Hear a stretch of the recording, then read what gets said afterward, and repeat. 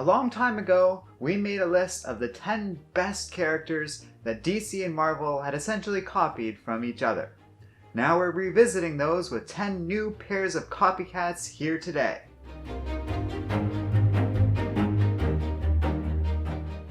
So this video has a lot of history with our channel. For those of you subscribed to Comic Island, and you should all be subscribed to Comic Island, years ago, Joey made a list featuring 10 pairs of characters from Marvel and DC with very similar characteristics that each took on a life of their own. You can check out that video here in the top corner, as well as another video I made featuring the 10 worst rip-off characters. Characters that are very similar from both Marvel and DC, but were on some fundamental level just a basic rip-off of the original character. There wasn't anything new or original to the second character, at least not at first. But when making that video, I found a lot of similar characters that ultimately were very valuable to both Marvel and DC, and very much belonged on the list that Joey had originally made for the top 10 best copycat characters. In fact, I found so many of those that there was enough to do a whole other top 10 video along the lines of what Joey had originally did. So to that end, we're going to talk about 10 more amazing pairs of characters,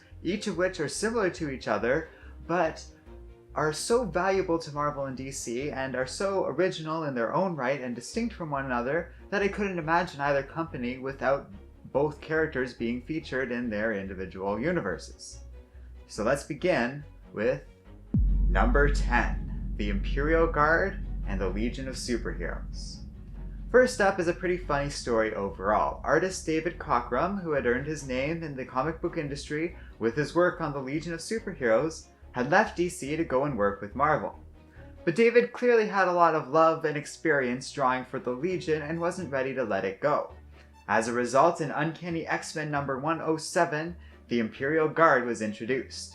It was intentionally designed that the Imperial Guard would closely resemble Cockrum's iteration of the Legion of Superheroes, with not only the Guard enjoying an overall similar aesthetic design, but every single member of the Legion had a counterpart on the Imperial Guard.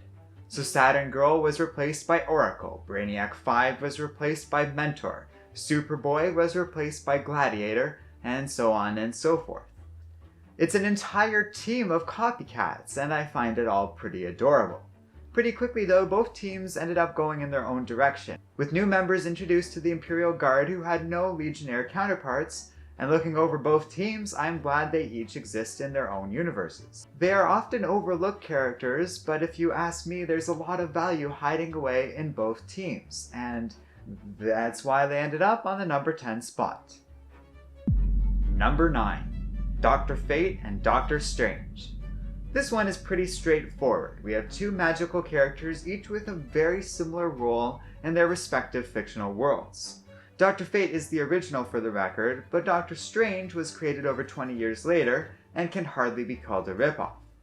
Strange represented a new direction for magic and superhero comics right out of the gate, with a major change in the scope and scale those types of stories were telling. Doctor Strange made magical superheroes of Marvel suddenly seem much more surreal and far beyond normal human ideas and perception, reflecting a change in attitude and beliefs that was going on in the general public of the Western world at the time in the 1960s and 70s. In turn, Dr. Fate would follow his own copy, becoming more like Doctor Strange, and over the years he too would get a lot of surreal and interesting comics with different creators. As such, both characters are similar, but a lot of potential fun, and each have been used in remarkable series throughout their characters' respective histories. Number 8, Robin and Bucky Barnes.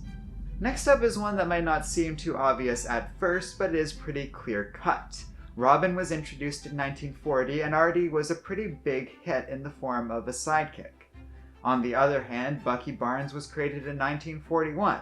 Though it doesn't seem like Bucky was created in an attempt to copy Robin, but rather both characters were created out of the same need for Batman and Captain America to have a boy sidekick.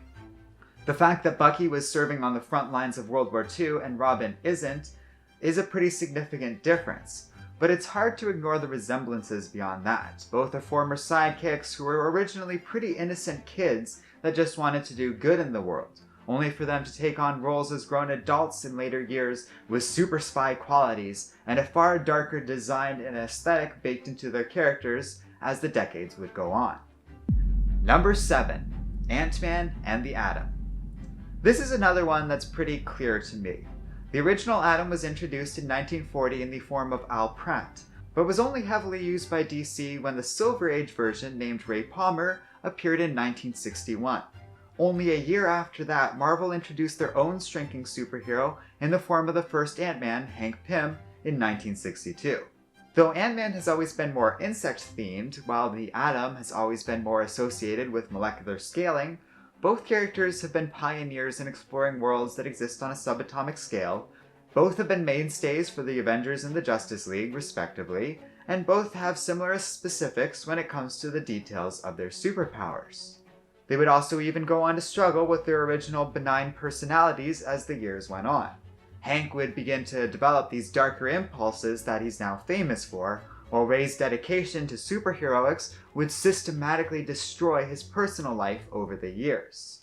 I have a lot of love for these characters, but given how often Marvel and DC copied each other in the Silver Age, the nature of Ant-Man being a copy cannot be denied. What also can't be denied is the fact that both were ultimately used for pretty original and interesting stories over the years. Number 6. Swamp Thing and Man-Thing. Next up is a story that is frankly wild. Man-Thing appeared in between Len Wein's first and second versions of Swamp Thing, and was created by Gerry Conway, who at the time was actually living with Len Wein. The obvious similarities and originally similar origin stories was openly discussed by a lot of these creative figures. It really seems like it was a bit of a weird coincidence. Len Wein was responsible for a lot of early Swamp Thing, while Man-Thing's original creation was conceived of during a conversation between Stan Lee and Roy Thomas. That Gerry Conway was developing it when Len Wein was around doesn't seem to be a huge influence, at least not according to Len Wein, who never saw the similarities between these very similar characters, somehow. But the similarities were so clear-cut, Marvel was reportedly pretty upset about the second version of Swamp Thing, though they never pursued legal action, and ultimately both characters just kind of went in their own direction, especially after Alan Moore got involved with Swamp Thing. That being said, I doubt most will ever truly appreciate the differences, and to the average person, these are just going to be two copies of very strange characters that I don't know if the general public is ever going to be able to fully wrap their heads around. Number 5.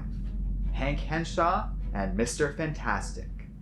I just love this one. Hank Henshaw's original backstory was specifically meant to be a copy of the Fantastic Four, but a version of that story where everything goes horribly wrong. Hank traveled to space with 3 others, and they got powers resembling the Fantastic Four, but each with dark twists to them. Ultimately, Hank would be the only survivor and would become a new villain entirely, Cyborg Superman, as a villain people love to make fun of, but I think is damn cool and has a real track record of death and destruction, making him an intimidating villain when you understand what he's capable of and what he's done. These aren't copies in the most straightforward sense, but that's what makes it one of my most favorite. DC took the story of the Fantastic Four and created a seriously dark and disturbed version of the team, all just to create the origins of a new villain, at a time in comic book history when this sort of thing was relatively new as well. Marvel would go on to do something similar to the Sentry, who along with Superman was featured in Joey's Top 10 Copycat Characters video. Number 4. TERRA and Kitty Pryde. Hot on the heels of the last entry, DC also did something similar with Kitty Pryde. Though their powers appear different, if you get right down to what each of them are capable of, they are quite similar. They can travel through hard surfaces, they have the ability to enact a great deal of force against their opponents, and going with that, TERRA's original personality very much seemed like it was just a copy of Kitty Pryde's. But like with Hank Henshaw, TERRA was always meant to sort of be a dark reflection of the original character she was based on, not a straightforward copy. Anyone who knows anything about the Teen Titans should know the story of TERRA, but what people might not know is that the Teen Titans were originally often considered to be DC attempting to copy the X-Men. TERRA was a response to that, where legendary creators Marv Wolfman and George Perez deliberately designed a character fans would mistake for DC's copy of Kitty Pryde, only for them to just be destroyed by TERRA's ultimate betrayal against the team, and it would sting that much harder because of it. In terms of using a copy in a clever way, TERRA is one of the best examples of that in comic book history. Number 3. Zatanna and Scarlet Witch. This one is a pretty cool story too. Scarlet Witch was introduced in March of 1964, while Zatanna premiered in November of that same year.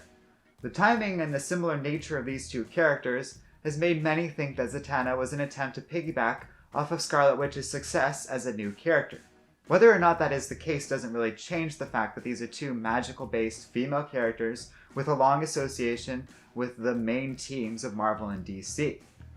Pretty much out of the gate, though, the two had a significantly different background that made them unique enough that they became valuable characters from the beginning, each in their own unique way. Zatanna had the showmanship aspect of her character, where she's half stage magic and half real magic, while Scarlet Witch, from the beginning, was always introduced as a mutant.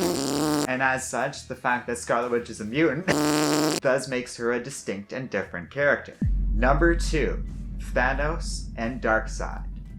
Thanos and Darkseid are pretty obviously similar from the get-go. Not only are they vaguely close to each other in terms of appearance, but they both have functionally the same role in their respective universes, as these feared and powerful villains, considered in some ways the ultimate villains of each of the big two companies. And yet, even though Thanos came second, Jim Starlin did a good job at giving this character enough unique qualities, such as the Infinity Gauntlet, Thanos' obsession with death, and that $1 million smile, that these characters feel meaningfully distinct. Number 1. Flash and Quicksilver. I honestly can't believe Joey didn't include these two in his original list. I think I might have had something to do with it, where I insisted he included some other pair of characters at the time, but I can't imagine or understand my reasoning into that at all. Because while the Flash as a character predates Quicksilver by decades, both have become the definition of speedster superheroes. The nice thing about Quicksilver is that even though many different people have been called the Flash by now over the years, none of them have ever quite had the same personality or chip on their shoulder the same way Quicksilver does. His unique personality and history as a mutant has always made the two distinct in a clear-cut way. But just the same, the Flash and Quicksilver are always going to be viewed as similar characters because they pretty much have identical power sets. Though Quicksilver doesn't have access to the Speed Force and all the cool things that brings with it, that the Flash does, it doesn't mean that Quicksilver can't apply his powers in very similar ways. So that's the end of the video, and at least 60 characters Joey and I have talked about over the course of 3 videos. Let me know what you guys think, and thanks for watching, and if you liked this video, check out our Patreon page in the video description below. And don't forget to like, subscribe, and keep reading comics.